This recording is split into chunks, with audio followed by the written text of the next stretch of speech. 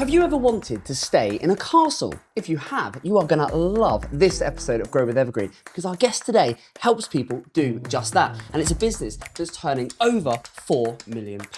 Yes, you heard that right. This is going to be a fantastic episode. Let's get into it. Welcome to Grow with Evergreen, the podcast designed to help you grow your business by providing practical insights into all things paid media, creative, and digital strategy. Every episode, we help home, garden, and lifestyle brands with their growth challenges by delving into their business, dissecting what they're doing, and defining a digital growth strategy they can take and deploy into their business. Let's get into it. Right, welcome back, beautiful people. I hope you're all doing well. Another in-person pod today. Aren't you lucky? This is going to be a fantastic conversation, Darren. I cannot wait for this one. I am super excited. Roger is here. Roger the Castleman, as we've known it. Everyone affectionately calls him. And I'm going to bring Roger in just a second. But this is going to be, honestly, we were just having a chat before we come online, and this is going to be fascinating. Yeah. So our guest today sits very squarely, I suppose, in the lifestyle element. This is lifestyle. It is absolutely and lifestyle. Castles are homes They for are, some people. For some people. For some lucky people. They were. They were. They absolutely Yeah. were. But so this is a business. This is fascinating to me. So this is a business that if you wanted to stay in a castle, and I do think this is right. I would love to. This is right up your switch street. one, please. Yeah, exactly. But if you wanted to stay in a castle, this is what the business, the brand, for those who want to check it out, it's CelticCastles.com. And they just help people bookmark that. Yeah, this is Darren going off and booking it straight away. But so, and they've got over 100 castles in the UK. Wow. And then about 300 odd, I think it's about 300 odd. 337. There you go. 300 odd worldwide. And we're going to get into what and how and why. And are there that many people that are booking castles? Clearly, surely. business doing 4 million plus turnover. Yeah. It must be. And obviously Roger's come down today. And actually, I'm just going to say at this juncture that fair play, because Roger's just said he's driven all the way down from Yorkshire to join us on the pod. Yeah. So I think do we have a thing with like a round of applause? Because I think we need one. Yeah. These sounds. Big Archie, round put of in applause. a round of applause on the thing because I think He's that's it. amazing. We have actually had a few guests that have come from all over the UK. Yeah. Amazing. Love that. How So lucky are yeah, we? massive thank you. And we're gonna. My aim today is going to be to help you to give you hopefully a different perspective and some ideas for how you can grow your business. Okay. So that's the plan, and I'll bring you in just a second. But before we do, We still got a role going out for the paid search team. yes, we have. And then personally for me, I'd like Get to to the just- important one The for you. important one for me. We've got a role for in the creative team for a senior video editor. We have. Which And what are they going to be doing? Come on, give us a little they're gonna flavour of be what's that person going to be doing. Video in a Yeah. senior way. Don't get more specific than more that. specifically, they are going to be working on our client ads specifically. Yeah, so we've been doing loads of amazing client ads, which go on predominantly Meta, but also a little bit search as well, because we're doing YouTube a lot. Yeah. And basically, we're getting so much new business that we just need another pair of hands. need don't we? another pair of hands. And we've just put the jobs out, and we are actually getting lots of people applying, which is great. In fact, I've just been told before this that I have a whole host of new CVs to review. Fabulous. So, And do you know what? I'm going to give anyone that's listening to this, think, oh, that sounds interesting. Whatever the role, from our perspective, where we get lots of CVs, if you want to stand out, just do something a bit different. Do something a bit different. Not everyone does cover letters and CVs. The ones that are really standing out for us, whether it's a creative role, whether it's a techie role, are the ones that are approaching the application, that process, the recruitment process, with a bit of imagination. And that is the main thing, is that I will say, again, for anyone listening who's particularly applying for the creative role, because I know specifically about this, I get so many applications for our creative roles. And for this role as a senior role, especially, in the last day, I have already looked at like nearly 15 applications. So that's a day. So you can imagine just how many we get. And as Darren said, if you want to stand out, just something use different. It's be unusual in a usual way. It's that, and it's we've said the same thing. And then we've got paid search role. So recruitment. I spend half my life recruiting. Yeah. Honestly, that is, if I'm not creating content, I'm recruiting. That is just my life. But yeah, so it's amazing. It is amazing, and we've got new people coming on board pretty much every month now, coming into the team, which is very exciting. So that's really, really good, and we just thought we'd share that because we know lots of marketers listen, as well as business owners. We know marketers listen to this, so we thought we'd use the opportunity. Yes, but no recruiters, please. Little banner needs to come up. Thanks, thanks. We love you, but no. There's only one recruiter I use. And We're covered. It's So right. Actually. Don't forget it. Oh, I almost forgot. Don't Roger. forget So, it. Roger, do you know about our new segment that we do? Have you heard about paid media mysteries? No, tell me. Well, Right. I won't. We don't need to tell you. We play the theme tune. Yeah, here we go. There you go. He's in. Yeah, that's what we're doing. It. There we go. Paid media mysteries. This is a new segment we've added fairly recently, and this is where Darren shares a little. I ask a question. You do ask yeah, questions so specific on paid media. I pose a question to Aaron about paid media, and then I get it wrong. It's generally the format. I will say I've been going really hard on them recently, and I thought, I've come prepared today. Come on, because I've got a castle themed question. Look at this! Look at this! This is gonna be good. So I'm gonna pose the question to you, Aaron. Yeah. And then if you can answer, okay, and then Roger's gonna tell us what the actual answer is. Okay. No pressure. No pressure at all. Okay, right. So Come on then. the question is, what is the most Googled castle in the UK? Okay. Okay. Hold on. Castle. Okay, I'm thinking of palaces straight away. I've got Buckingham Palace. I'm thinking of all palaces, but that's not you. Not the palaces. You're gonna. Is it okay? It's gotta be a castle. It's got to be Edinburgh Castle. Is that your final answer? Well, probably not now. Okay, Roger, what do you say? What's Roger going to say? I'm going to go Edinburgh Castle, yeah. Okay. Well, it's funny because if you'd said the UK and Ireland, yeah, I would have said it was Ashford Castle, which is not in England, but in Ireland. The UK. So it's the UK. I think it would be one of three, potentially. Okay. So possibly Windsor. Yeah. Oh, that's good. Possibly Hever with its link to Anne Boleyn and True. I've stayed there. Yeah. Yes. I have. I did my honeymoon in Hever Castle. Hey, very nice. Round the moat and everything else. Yeah, I told you, he loved it. Honestly, you got another customer. No, listen, You've 100% got another customer. I have got a lot of castles to share with you. Or Edinburgh, or no, Ellendonnan. Oh, possibly up in Scotland. Well, you were right with your first guess. Was it Windsor? It's Windsor Castle. Does Edinburgh even appear anywhere, or no? Is it just? I don't have that information. Okay, fine. There you go. Windsor. So you said you get it right. Well, now, okay, Windsor. what I would love to be able to do is to get people staying. Yeah. In Windsor Castle. That would be a bit of a coup. So, King Charles, if you're listening. Yeah. And he's a regular listener. Tunes in. He loves a bit of Grow with Evergreen. Yeah, why not? Right, amazing. Well, that was really good. Love that. Well done, Roger. Amazing. Right, okay. Without further ado, Roger, come on then. Give us a little 30 seconds. Who are you? What's the business? Over to you. Okay. My name's Roger Masterson. I am best known as Roger the Castleman. But I used to be called the Castle Tart because I've slept in so many castles. Now, so good. There's your clipboard moment for this episode.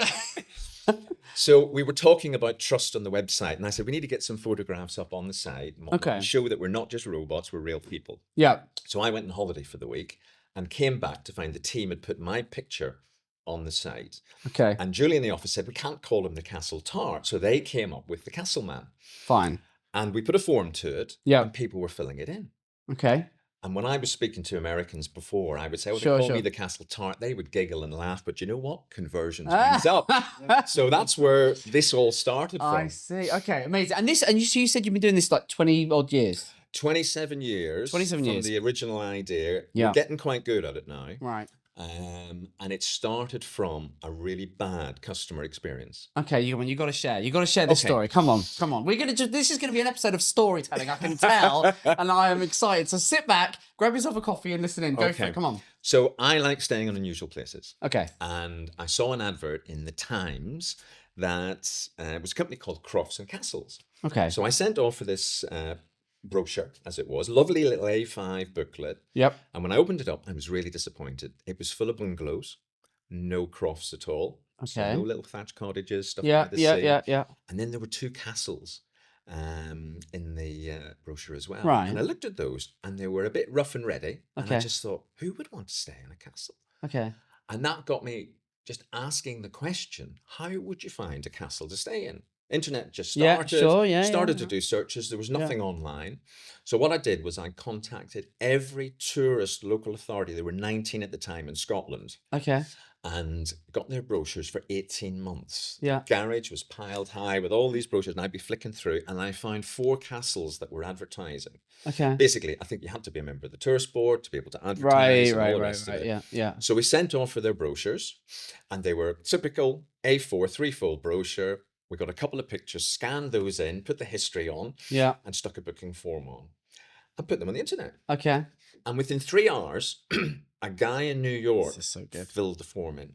And I thought, wow, Amazing. this is interesting. Amazing. So I just phoned up the castle. Have you got a room? Blah, blah, blah. Sent him a wee email back. We've got this room. That's the deposit. Give him the details. Sure. And he sent his credit card back just on the email.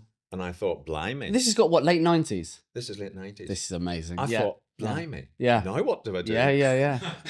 So I phoned back and I said, hi, can I put this booking in place? I'm like, can you take the money? Sent all the information over. Yeah. And then I just happened to say, and I don't know where this came from, I just said, normal agent's commission. And he said, yeah, that's fine. And I put the phone down and wondered, what was it I just said?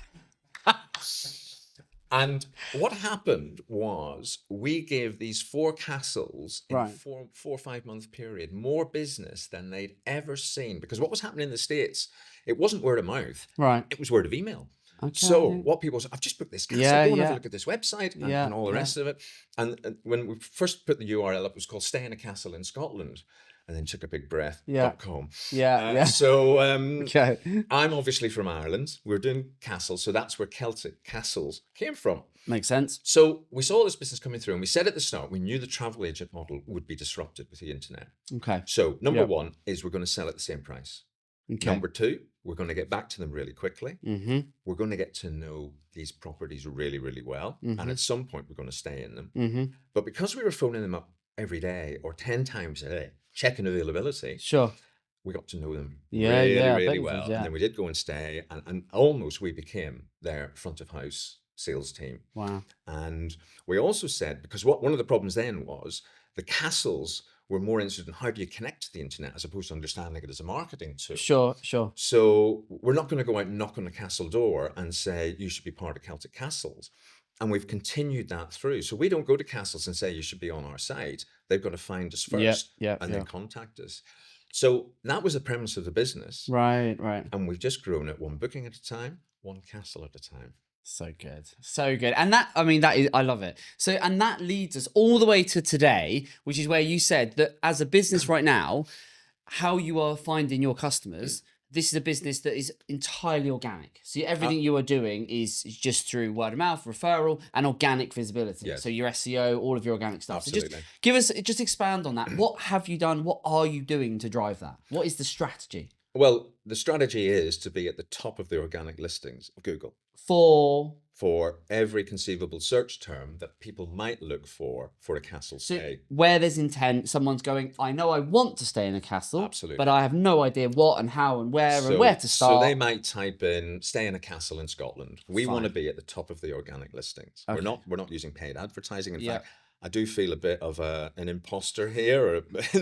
You know the company you're in, right? I'm sitting here talking digital marketing, and we don't do digital marketing. Yeah, but you do because you're online. You're online. You're organic. Your visibility. You are, even if you don't think you are, because you're visible. Yeah. And how do you? Oh, sorry, go on. I was going to say, I think it's interesting actually because you just said that. I just typed in Google "stay in a castle." Yep. And then you've got 3 sponsored clicks at the top.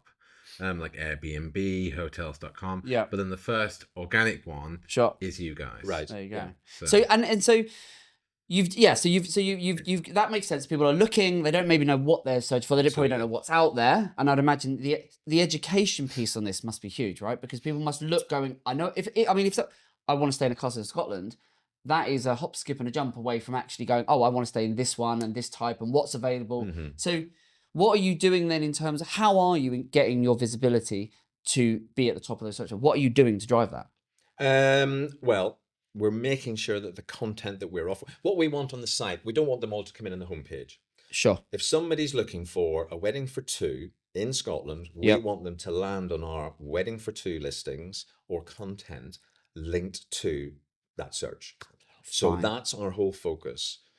Quality content, knowledge, and then we'll present the properties within that. So fine. So that content, is that woven in? You're not doing it just, you're only putting the good content in a blog or something. Are you weaving that content into all of what would essentially be the service pages and so on? Yeah, that's going in our listings. That's going in. We get a lot of comments back that the site's really easy to use.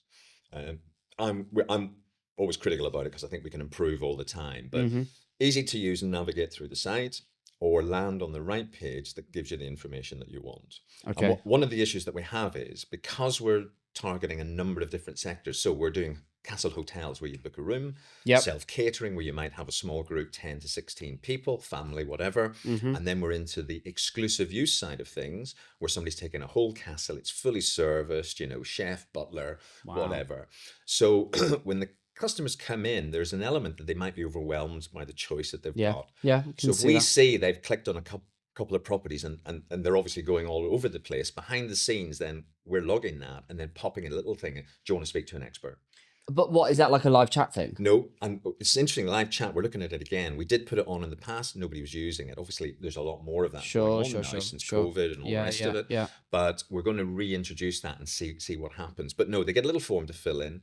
And because we're working 7 days a week, etc., we can respond to this pretty quickly. But we're also, because of a strong sort of American, Canadian, Australian audience, etc., time zones allow us a little bit of grace there. Fine. So if you hit us at 5 o'clock in the evening and it's in America, we're getting back to them straight away, or overnight, we're back to them the next day, and they all appreciate the speed. Okay. Which tells me, I think, because I'm not happy that we say, we'll be back within 24 hours. Yeah, sure. We're beating that quite a lot of the time, but I would like to be on that 24/7 for any part of the world. But, so weddings, I just want to have a look. So I'm just going to have a look at castle weddings. So again, if anyone wants to, as you're listening and following, CelticCastles.com is what you can do it on. I'm just having a quick look at the website. I'm on that right now. I'm just having a quick look. I'm browsing from a purely personal point of view. Darren's not even working. He's just he's purely booking my next holiday. Right. So let's have a look. Okay, so I see. So you've woven content. So you've got a content first strategy basically. You've gone to town in terms of the optimization, but also just education. You're informing people, you're educating them. And then the call to action is, if they've, depending on the deeper they go into the site, you're then using forms to say, hey, get in touch, and then we'll then hold your hand and guide you through. The whole objective of the site is to get them to fill a form in, to land in our database. That's what we want them to do, and we'll take them on a journey through the site. That's your big overarching call to action, and I love the simplicity of that. People do often overcomplicate their website, and they try to have 10 different calls to action. You've got one, it's simple, it's effective, it works. So that's great. So, okay. So let me just think about this. So how do you know, are you tracking how visible you are in terms of, the different, because you're covering so many different types of searches and so on. Do you know where you're strongest, where you're weakest, where the biggest opportunities are? Are you tracking that sort of stuff?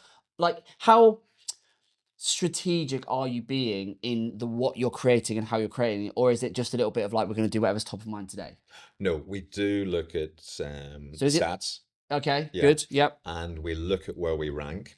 And from there, our objective is to get to that first organic listing where we can. Okay. But also thinking a bit laterally. So how might people find us? So for example, we've brought a castle on in the south of Ireland. The castle's on an island. Right. One of their strengths is golf. Golf isn't our strength at all. Okay. And I've been very honest with them. Yeah. But that just got me thinking, golf. There's loads of golf courses near our castles. There's loads of castles with golf courses. Yeah. We've missed this. So we've just created content for the top 5 castles to play golf at. Love that. For this particular castle. Yeah. So we've put that within our blog area, which is our inspiration area. Fine. And that's gone up. And then we're going to do the same for Scotland. And then we're going to do the same for England. So we have 3 bits of content that land in there. Yeah. And we're going to see how that responds. Yeah. And see, do we start getting bookings for golf? Yeah. Then we can start to create packages. So that go and stay in a golf course or stay in a castle and play 3 golf courses around it. Nice. We'll put on transport and everything else. Yeah. And then that becomes a package that links into the golf content. Oh, you've got it there. Yeah.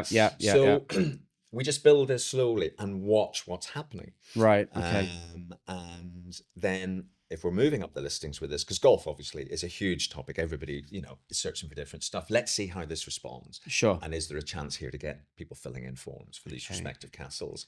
And I'll share that with the castle who asked that question. Yep. They'll see that content. They'll be happy with that. And if we could drive business in, everyone's, being successful on the back of it.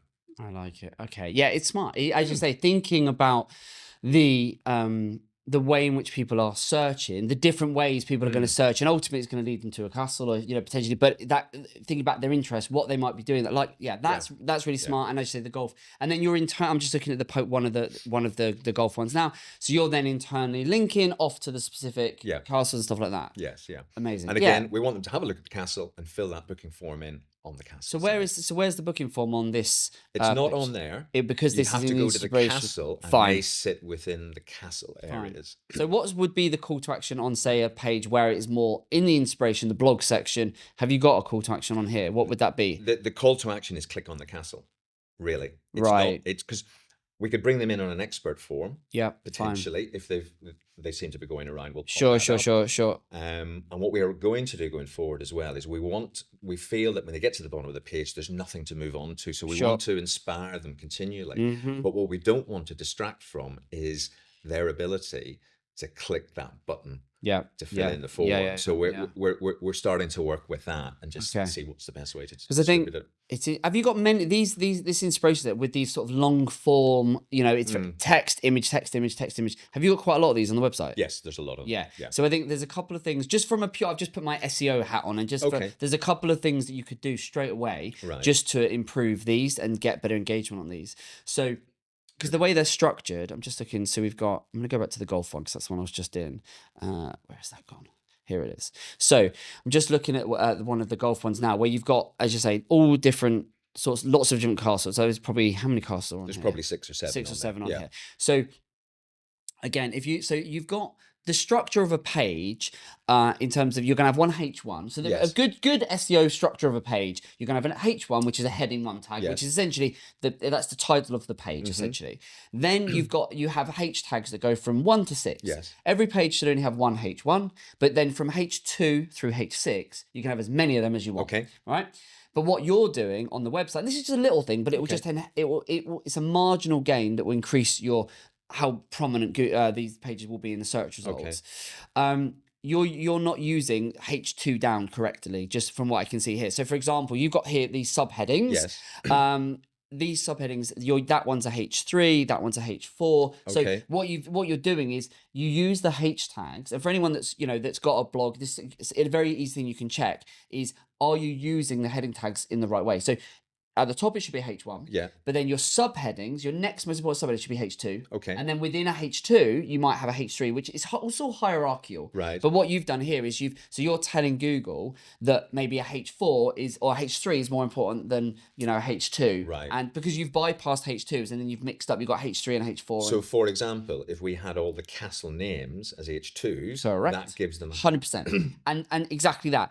And it just hierarchically, that's more important. So there's a little thing you can give back to the team and just go and double check that, and it will make a difference. Now, the other thing I would also do, just purely from a content looking at this, is with long form pieces of content like this, some people are not going to get to the bottom of the page. No, yeah, we know that. So a way to improve that would be to add jump links onto the pages. Okay. Do you know have you ever done that? Yeah. So when you would come onto the page here, so you've got your little intro section. Is that like anchoring? Yeah, anchoring down the page. Yeah. So you could just but what's great about those is you could get that into the top section of the page. Gotcha. But you could make them keyword rich, so you could have the castle names. Right. So then you come in here and it's like, we're talking about golf, and then you've got castle names, and then it's like, this castle, and then that one might shoot you 3/4 of the way down the page. Yeah. But it's another reference of you got the name. You put it in as maybe a H3 because you don't want it to overwrite the H2 that's further down the page. Right. But from an optimization, it's all these little tweaks. Nice. But from a user perspective, I might be coming in here because I might have found the page because I'm looking for golf breaks, this and the other. And then I come in here and then I get a little synopsis in terms of this is what and why and how. But then I see a little sort of bullet point list of the 6 and I go, I recognize that one. half hour around the corner. I click it, I shoot down the page. Gotcha. If I didn't have that jump point, I might come in, only get 20% down the page, never Lost see interest, it, yeah. and I don't know. Yeah. So it's just a way of capturing people's eye. And if you were to apply that, Yeah. that and correct use of your H tags Yes. is going to mean you just that little things that will enhance the visibility of all of the pages. Yeah. So you can just take that and do that. That So will get done on Sunday. love it. So you've got that one. Now, I think beyond that, so you're an organic, you built, I mean, fair play for building this, from an organic perspective, because, that's a lot of work. And you've been working on that for a long time, right? Yes. Yeah. So, and I think, there are a lot of businesses that are hugely reliant, say, on ads. I mean, you said you've never done ads, which is incredible, which we're going to come on to. But, from an organic perspective, that is a lot of work. And the SEO and organic content works, and but it requires consistency, and it requires genuinely adding value and thinking about, as you say, how the customer is what they're looking for. And what I love about what you were saying is you're talking constantly about what the customer is looking for, right? What the customer is thinking about, right? Not trying to think how you want to optimize Google. And what I always say is Google is Google, Bing, these are search engines. Yeah. So what they want is answers to people's questions. Yeah. And genuinely useful, helpful information. The clue's in the name, it's a search engine. But what a lot of businesses try and do when they try and attack their SEO, and they try and we need to wean ourselves off ads and all of that, is the mistake they make is that they say, well, how do we optimize? And they focus on Google. Right. But the right way to do it, which is what you're doing, focus on the customer. Yes. Because if you put the customer first, you are going to write better content. You're going to, set your website up better. And in doing that, your target customers, users are going to love it, which in turn means Google's going to love it. Yeah. So it's, but people never think of it that way around. They always think of it as, well, how do we optimize for Google? But I'm like, forget Google. The best content, the best way you can approach content is forget Google exists and just go, what would I write? If Google didn't exist, what would I write to genuinely help, talk, educate, entertain, inform my target customer? It's interesting because when I'm looking at castle content and you see all this stuff flashing up, it's all clickbait. Yeah. And you just look and other people that maybe have a few castles on their site, and you go in and there's no castles there. Yep. And I just think that's really winding me up. So from my point of view and from a trust point of view from the customer, I want them to go in and find the information. And get the information, because it places you then as a trusted, resource. And what users, customers love that. But what happens, and this is why you're going to be ranking so well, Google loves you for it. But you haven't focused on Google. I think I love the fact that you're doing that. And it's such a lesson for so many business owners that are not doing it, that focus so much on Google. How do we optimize Google? How do we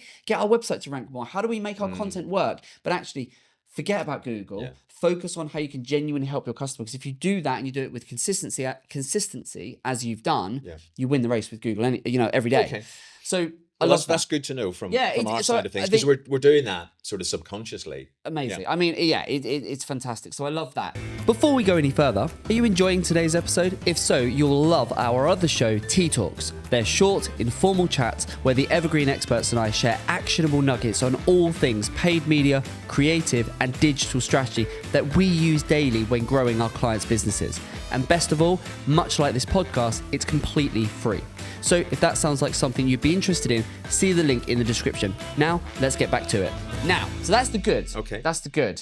Now I'm going to get a bit tougher. So you're not doing any ads at all. You've never done any ads. No. Right, no. Fine. And that's because... Well, I suppose when we started off, we didn't have the budget to do it. Sure.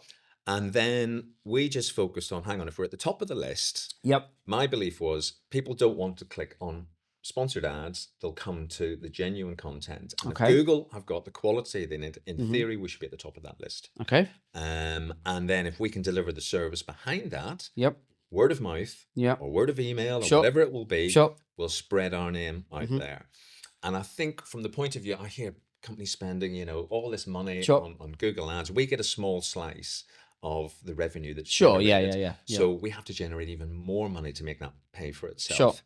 Now, I'm not saying I wouldn't advertise, but I want to see how that return comes in. Sure. And I think nowadays there's so much clutter and noise out there. I still think people want to get to where is the right information. Sure. And obviously changes are coming in with AI going forward, etc. We're getting pushed down further. do we come up in AI? In fact, I was up at a castle in Scotland recently, Yeah. and I was chatting with the owner. We were showing all the team around and whatnot. Loads of history in this place. Really good because we get the team out to experience and enjoy these properties. There you go, Darren. You might be able to tag along next time. Yeah. Fancy a job in Celtic Castles? They've got lots of video content we can create. You're not going anywhere. And I was chatting to the owner, and he just said, your last 2 clients came through ChatGPT. Okay, And we've been looking at all of this just to see, do we come up and everything else. And I said, well, that's fascinating, Jack. So they've done a search, etc. And I believe that people are going to start using, AI to do search. Yeah, absolutely. Because they're going to get naffed off because Google might not be giving them the right stuff. And I want to see, how do we control our content in that, if that's possible or whatever. And I come back to, if we've got quality content here, hopefully these AIs will pick this up and share our information. They already will be. Okay. So ChatGPT, and AI. I mean, the irony is funny when people talk about AI as if it's a new thing. Oh, it's been here for 50 years. Google is AI. Like Google is AI. It always has been, and now just because someone's it's put a label on it in the last couple of years, it's this new thing. No, it's not. How do you think Google's been serving you results for the last 3 years or whatever it's been? Yeah.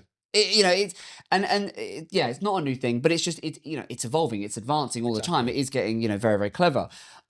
So Google, ChatGPT will be leveraging, their Bing search results, or the Microsoft Ad search results. It's plumbed into all of that. So yes, these AI tools are very powerful, and content is a great way to position yourself as an expert and have a website that's an information hub. I always say your website, a job of a good website should do 2 things.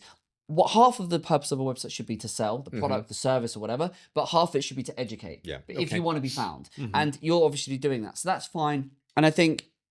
But the reality of it is, you've only got, as Darren said, you did that search. The reality is your organic listings are going to be further and further down the page. Yes. So, paid is going to be at the top. Anyone that puts in, a castle term or this, that, and the other, you are not going to be, if you're not running ads, you're not going to be at the top. Now, that doesn't necessarily mean it's a problem because you're ranking organically. Okay. I guess from a paid perspective, there's a few things that, for me, if you came to me and said, is paid, worthwhile? Is it worth doing? I think the answer is always going to be, you got to test and experiment. Right. You're always going to, no one could sit here and go, it's definitely going to work or it's definitely not going to work. Yeah. The big, the thing for you would be, it always starts with the business. So it's understanding, the commercials first. So the things, it's understanding our average customer value. It's understanding our lifetime value. It's understanding from what you're currently doing, what is your CAC, your customer acquisition? How much does it cost you to acquire a customer right now? Yeah. And then reverse engineering those numbers to know what could we afford via which any means to acquire a customer for. We could buy a customer for £100. We could spend £500 on a customer. Understanding that, which you can reverse engineer from understanding your AOV, your lifetime value, etc. So it's always commercials and business first and working that backwards. That to a degree will rule in, this is possible, this isn't possible. Right. Okay. From an ad specific perspective, if you came to me and said, Aaron, I want to experiment with ads, what I'd be saying to you is, you're going to need to be very, very targeted and specific, because as you've seen, and as we know, we did a couple of searches, you're going to have some of those big ones that aren't castle specific, but they're going after everything. Yes. Your bookings.com, those massive sites that are going to be, and they are going to have crazy budgets. We don't want to be going toe to toe for them. Yeah. Now, but in terms of what you would go, you'd be bidding after, I would be choosing maybe specific castles, specific locations. You'd look at your search volumes. You'd look at how people search. The big difference with ads is you're going to go after commercially led terms rather than education terms. Right. Your SEO, the way you're doing your content, you're going to capture some of those commercial terms, of course you are, but it's education focused. You're going to be going after people that are searching for how and where and why and what and all of that. Whereas with your paid ads, you would instantly have to go much further down the funnel, in as much as they're not thinking where and what and how. They go, I know I want to stay in a castle. Right. I know I want it to be here. I know maybe the dates and the type and the occasion. And so you're gonna go drill down. And quite often, for a few of our clients, we can go, there's a big market up here if we went broad, but we need to go way more specific, because that's the only way we can control the cost per acquisition. Okay. Yes. So if you were to do ads in that sense, that's the way you'd approach it from a strategy perspective. You'd get very, very targeted and go after very specifically what they know what they're looking for. Right. And you go, if we can show them an ad, you're never going to convert everyone, but No. if it's for every 100 people that know exactly what they are looking for, and it's exactly what we do, Right. you'd go, well, our conversion rate is going to be sufficient based on our average order value, our lifetime value, based on the cost per click. You'd run the sums, and you'd sort of go, on average, a click's going to cost X. We know we're going to, we would suspect we're going to convert this percentage. Yeah. On average, that means it's going to cost us X to acquire the customer. If that works with our average order value, and then we factor our lifetime value, and it's just basic math. You can run the sums. Okay. So I do that. Now, you can hedge your bets if you were to do that from an ads perspective by leveraging the data you already have. So all of the learnings from your organic data, you could take a lot of that, and like your customer data. You must be sitting on a customer database of thousands, tens of thousands, I would imagine, right? There you go, hundreds of thousands. So that is gold from an ad perspective, because you can take that data and you can plug it into your platforms and this, that, and the other, which means straight away you are educating Google, Meta, wherever you run ads. These are the people who buy our who typically sort of search. So you're set, because you're going to have, I would imagine, certain customer personas, demographics that to a degree, right? So we can, through audience targeting and through loading your databases, there's quite clever things you can do, which you just can't do with organic and content, but with your paid ads, basically, because you're paying a premium for doing that, you have more ability, you have greater ability to target. So you could, and I think the audience would be a key component of how you'd win this. Okay. So for example, we've looked at the States, one of our strong markets. Yeah. And we've looked at where are all the millionaires. So there you go. You look at, say, Florida, California. We've got all the customers who've interacted with us from those areas. We could then say, look at Meta and say, for Facebook, we want ads to pop up in these zip codes, street lit, or whatever. Now, I'm assuming that's how it works. Yeah, to a degree. Yeah, you basically, yes, and that's exactly it. With Meta, and we'll come on to that, but with Meta and Google, with all of these platforms, you can get very targeted, both from a geographical standpoint as well as, and if you were to overlay, look, from a targeting, it's in these areas, and you can, to a degree, get down to zip codes and postcodes. You can do that. And then overlaying the audience side, so you get very specific. And I think that's the way you would win with ads, or you would add that string to the bow, is by being very targeted, by not be going generalist, but actually going, these are our hotspots in terms of, customer profile, customer location, etc. We want to do more, go after those people. And with you're always going to have to test. You're always going to have to test and measure and see what's what. But I think, so that's sort of how, that's the strategy you would take and into thinking, I want to do ads. You certainly are not going to go, we want anyone searching for anything to do with the castle, we want to come up. No. You're going to waste all your money. Absolutely. Now, the other big thing, which I might get quite cross if you're not doing it. You're not doing retargeting, are you? In any way? No. If you're not doing any ads, we're not doing any retargeting. Well, this is where I've got quite inspired by you. Okay. Because this comes up in most of your podcasts. Yeah, it is I do sound like a bit like a broken record. And I was chatting to our tech side, and I'm just saying, I know Aaron's going to come up with retargeting. And I think for me... We're at that point. Okay. I think for me, what we are brilliant at doing is we are introducing that castle idea and helping move customers forward. But then my belief is, because I have this gut feeling that everybody's using us as a research tool, especially in the UK. Okay. And then they're all going direct, or they're booking through their favorite channel. Okay. So if we retargeted, and I don't fully understand how this works, but I've got an idea. You will in the next 10 minutes. Okay. If stuff's popping up on their feeds, then from that point of view, we're going to be front of mind. Absolutely. It's going to remind them about Celtic Castles, so there's a chance they'll come back in to us. 100%. Now, we watch the journeys of customers. So we see they do some research, then they go away, and they obviously use multiple platforms. They might be on the phone on the way home, or back on their desktop, or whatever. And then, there could be a gap of a week or a day or whatever. But if we're retargeting, we may see that increase, bringing them back onto site. Yeah, I mean, yes, in a nutshell. Look, retargeting is hugely powerful because, and so we're going to simplify this. Let's assume for every 100 people that come onto the website through whatever means, organic, they're searching, they're looking for golf courses, they arrive on the website. Do you know your conversion rate right now on your website in terms of how many people would inquire? Do you know what that is roughly? 1%, 2%, 3%? Not specifically in the details, because what we do is we look at getting them into our database, and I know the stats from the database. So I'll ask you. So on average, how many people do we get arriving on the website through, say, your analytics, your tracking on an average month? Is it 10,000, 50,000? 60,000. Right, 60,000, amazing. And on average month, how many inquiries, leads would you typically get and enter in your ecosystem? We're getting 100 to 150 a day. Wow. Okay, right. So 100, 150 a day. Can't do maths. Hold on. Well, I can do maths. So there's somewhere between 4,000, right? Okay. So 3,000 to 4,000 on 60,000. On 6,000 is what's that? What, 7-8%? Okay. Okay. So that sounds rubbish. well, no, but look, that's so you know, let's say it's 6, 7, 8%, something in that sort of ballpark, right? And those people, they've raised their hand, they've expressed an interest, and so once they're in your ecosystem, you're going to do a pretty good job of being able to then reach out, have a conversation, continue that, and you're going to and some a proportion of those you will convert. Yeah. Now, let's assume with retargeting, there are 2 major benefits. One, those 6 to 8% of people that have raised their hand, that have engaged, that have said yes, tell me more.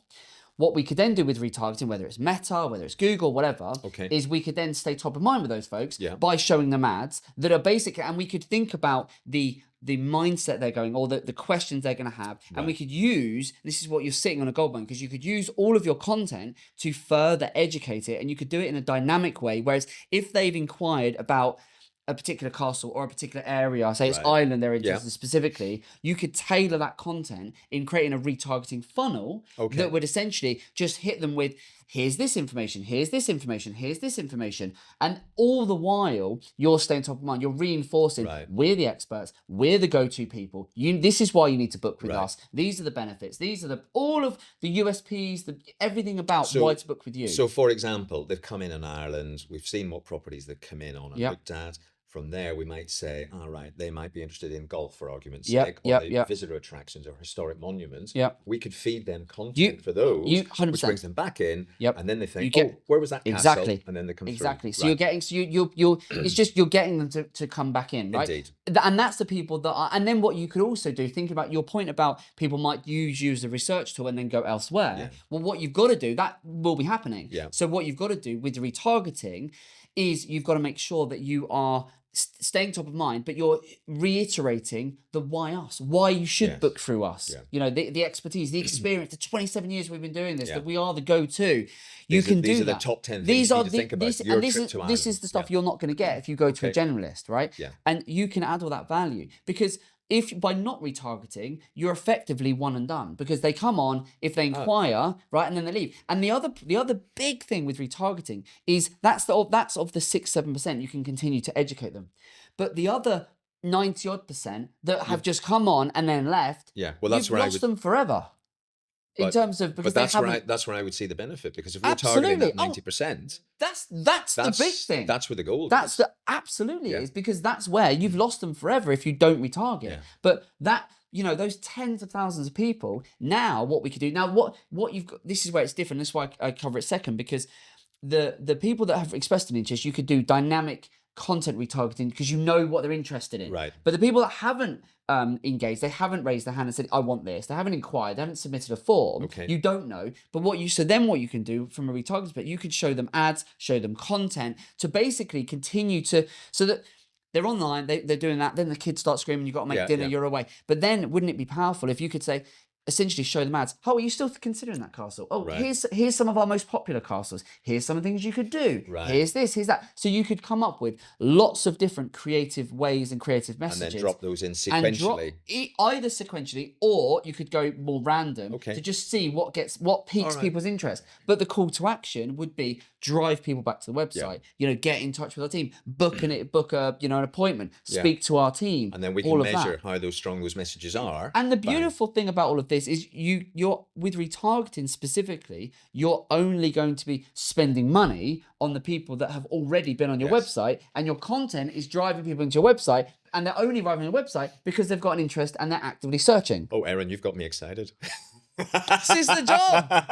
But that's the point, because you're not going after everyone, and that's the point with retargeting. You're not prospecting. You're not going after new people. You're just leveraging the people that you've already found. They've already said, I'm interested in I'm looking. And to be honest, that would be my whole philosophy. Those are the people I want back in this. back in the same. Madness that you're not doing it. Fine. It's fine, honestly, fine. I'm gonna get animated again. But that's the point. Is it, if you're getting that, and the thing is as well, with that amount of traffic, 50, 60,000, hits a month. That's going to be more than enough data. That's users. To that's be not able. hits. Well, exactly. That's not users. But yeah. in terms of users, that is so much data for you to be able to feed back into retargeting lists. You could build audiences. You could really leverage that, and very quickly you could educate Meta and this and the other to really understand these are the people we want to do, and then you could basically just stay top of mind with those folks over a prolonged period of time. Because I would imagine as well that someone thinking about doing this, they're not going to wake up one day and go, we're going to book a castle today. Yeah. They're probably researching it. They're thinking about it. They're going out. They're looking here. They're looking there. They're speaking to their partner. All of that. And we might have been the first point of contact, and they've forgotten about it. And that's why you're losing. That's the key. Because they can't even remember that it was 6 weeks ago that when you introduced them to this castle they didn't even know existed. But now they're going to search it. And of course, if they then search for that castle specifically, right, it might be the castle that comes up because it's their castle. Well, it will be because we're not exactly doing top so of the what list you but what you want to do is that's where you use retargeting to just prompt them, but you have a series of different messages to then basically say, this is us, this is why us, here's this castle, and you've given them, as you say, you're using, you literally have on the website your inspiration section. Here's this, so you're repurposing all of the content and all of the different ways. Yeah, and then so on Meta, it's a very visual way because obviously it's very visual ads. You could have carousels, you could have little videos. My God, you could have all of this stuff. There's just, isn't it? Like, there's just so much you could do. There's honestly it's just blowing my mind. There's an endless list. Yeah, of there's what you so could do. much you could do with Meta, and then with Google. As I said, with Google from a retargeting perspective, you can then show your ad. You could show ads in many different ways, but only again to the people that have been on the website. Right. So you would be showing ads, but not to anyone, but only to people that have been on. Right. So it's retargeting, but through that, and there's lots of different ways you can approach on Google as well. And the thing is with that, you could do that, and you wouldn't even have to spend that much because you're not going out to everyone. You're not going out to Joe Public. You're only saying you've got to have been on our website. You've got to engage. You could even set it with, they've got to do certain interactions. Maybe they've been on certain pages. Maybe they've watched videos. Maybe they've engaged with certain things. You would set up your audiences. If you'd have one audience segment, for example, that's set up for those that have submitted a form and they've done this action, or one that's done this, or maybe they've been on certain parts of the website. So you could really slice and dice it because you're getting enough data that you would be able to. If you weren't getting the volume of traffic, you couldn't do it. But if you are getting tens of thousands of hits a month, you could segment it. Very, very powerful. You need to do that. And the thing is, you could then start to you would be able to see within 6, 8, 12 weeks, you would be able to see that it would be that quick, because probably even quicker than that, because you're going to be able to see essentially the frequency of how many people you're staying top of mind with all these people. You could get it live, and then within weeks you'd be able to see that. Remember with the attribution. So the way it works in terms of being able to track, say with a Meta or Google, what's a goal? It would be we'd set it as like a lead, or in terms of a form submission or something. Now, the way attribution works is it's data driven these days, which essentially means it would apportion the value for a conversion across a number of touch points. Some of those would be organic, some of those would be different things. But that's fine, because the way you would look at this, the way I would want you to look at this if we were doing retargeting for you, is look at the overall as a business. Go, our overall run rate is this year we've been doing X amount of turnover. Within 3 months, the first to the second quarter of working on a retargeting campaign, you should be able to see a very noticeable uplift in terms of, we've consistently been doing this, and last year, this time last year we did the X. Now we've applied retargeting, and we've gone to that, and you should be able to see that it should be pretty obvious. And in effect, with the retargeting, that could throw up a link which we could track through our customer journey. So again, we can just go into the database and you say, could apply, what's come back in from that retargeted advert back. So that would be dead easy. There you go. Brilliant. Love it. Retargeting strikes again. Honestly, but you're right. It's funny that you mention it, because we do talk about retargeting a lot, because it is such every single client we work with, we do retargeting. It is one of the first things we discuss. We then work out how best to leverage it. But we do it in many, many different ways, because it depends on the customer journey. Like, for example, another client springs to mind that we're working on, where their average customer journey for someone from initial inquiry, it's in the building trade, it could be 18 months to 2 years before they'll buy the product. Right? Retargeting is absolutely vital for this business because they've got to stay top of mind. Because otherwise, it's exactly to your point, they would go, they would look, find them, they might think they're amazing, but then 6 months later, who was that company? I have no idea. Retargeting is a very powerful way. And again, you can create effectively evergreen retargeting funnels where you layer in your data, where you have different messages depending on where they are in the user journey, depending on seasonality, depending on, you know, peaks and troughs across whatever, depending on the sector. You can overlay all of that stuff in. Very exciting, isn't it? There's so many things you can do. Right, anyway, so what were some of the other questions you were asking? So some of the other things, what data? Yeah, I mean, some of this we've covered. And I think, so you're going to go, you're going to go now and do retargeting. What resource do you have in your team then to be able to do this? Have you got, like, 'cause you mentioned video stuff, are you creating lots of video content stuff? Well, what are you doing? We're focusing on that this year. Okay. We've obviously got a limited resource in-house, but we can create video content when we're out and about. We want to start getting our YouTube. We've got 14,000 subscribers, 1,400 subscribers. And then we looked at what do we need to do to start bringing revenue through that side. And then that would drive us to create more content. So we've done a couple of videos, voiceovers. We've got the team involved now. We've got a couple of cameras and microphones. So we're going to start messing around, and then we're out and about. It'll be rough and ready, but we're just going to have a go, Joe. We're just going to have a go. Do it, absolutely. But we have all these different ideas. Do we stick, you know, me on the road on a motorcycle going around castles? Do we just go in and chat? I came across an amazing pod, you know, conversation on a bench recently. Conversation in a castle, you know. And I just sit and chat with the owner or whatever it might be. There you go. And we do it on voice, we do it on camera or whatever. And then I'm thinking that would be good fun. If you're going to do a pod like that, make sure it's video, or, you know, it's visual as well as audio. But all of the I mean, but it's time and everything else. That's the thing. Try these things. And I say don't wait for perfection to prevent progress and all of that. But yeah, I love that stuff. I think that can be so powerful. And I think because that's the other, you just mentioned YouTube. I mean, Darren, my God! Like again, thinking because so you way YouTube I'm watching works, one of his videos right now. Because so from the way, you know, thinking about retargeting with Google, you know, YouTube is, you know, if you've got good video content with, you know, good slick, this is all the things, you know, you put some really slick stuff together. From again, YouTube, an amazingly powerful way to retarget. Because they're on YouTube, they've been on the website, they're then on YouTube doing whatever, and then your ad pops up as like a skippable ad or an unskippable ad, be a little 30 seconds, you know. It's all just staying, it's all that the job of just staying top of mind with your target customers. And you would you could set up YouTube ads via Google just for retargeting. You just need a handful of really slick ads. We do obviously bring clients in on the video side of things because they'll say, "Oh, I saw a video of you." I say, "So which one was that?"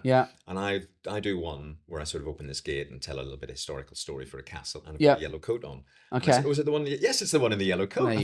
There you go. So, well, I was thinking as well. You were saying about how you go and visit these places yourselves, stay in them. You could very easily, tying that back to the sort of castle conversations, plan that in with those journeys. And almost like try and get the people who run them involved. Almost like a bit of like a. It's great. It's great PR for them. And then you've essentially just got like a really in-depth conversation about the castle, which is going to ultimately make people want to stay there even more. Exactly, because anyone that is considering staying at a castle for a wedding or whatever, if you can then give further stuff like that in terms of this is the stuff about it, they meet the person. But again, it's placing you as an authority in terms of going, you're the facilitator, you're the one bringing that together. It's doing everything you're doing with the content play, but then I think weaving in video into that, I think it's very, very powerful. But then, as you say, and then I don't think at this stage, you need to be doing Google ads from a prospective perspective. I don't even think because not yet. I think the first thing you need to do, and if this was my business, what I'd be doing is do retargeting and just get that flying, because I think that will just add an incredible string to your bow. Meta, Google, YouTube, wow. And then do that, and then see where that takes the business. You want to kick on in terms of business and increase those overall revenues and the profitability. That's going to be a great way to do it. do that, and then once you've done that, you might in a year or two think, actually, do you know what, Google Ads, maybe we do want to do some super targeted stuff. But walk before you start running with this. If this was mine, I would be doing retargeting, and then working out from a creative and content perspective, what else could I do? And then the other question you mentioned was about ChatGPT. I wouldn't worry about it. I think people are getting really worried about, is it going to change the search results pages? Right. AI does feature in the search result pages. Yeah. It does. It's going to. Google is actively experimenting with it, but again, AI is going to utilize the best information that exists on the web. Right. So if you've got the best information on your website, ChatGPT, Google's going to reference it. So as opposed to trying to influence ChatGPT and all the other just AIs, focus on the customer. Just get the content right. 100%. Just focus on, and then it will take care in the same way as that's what Google's done so far. You've been focused on the customer and creating great content, and Google's loving you for it, because that's why it's putting you at the top of results. So ChatGPT, AI, Gemini, all of these things, it's going to use it in the same way. It's going to do the same thing. Right. But I also think don't take your eye off the sort of the focus you've had and start going, we need to change what we're doing because this new thing. No, do more of what we are doing. Of what is working, but then bolster it with, as you say, a bit of retargeting and a bit of video retargeting as well on YouTube. Could be very powerful. Okay. There you go.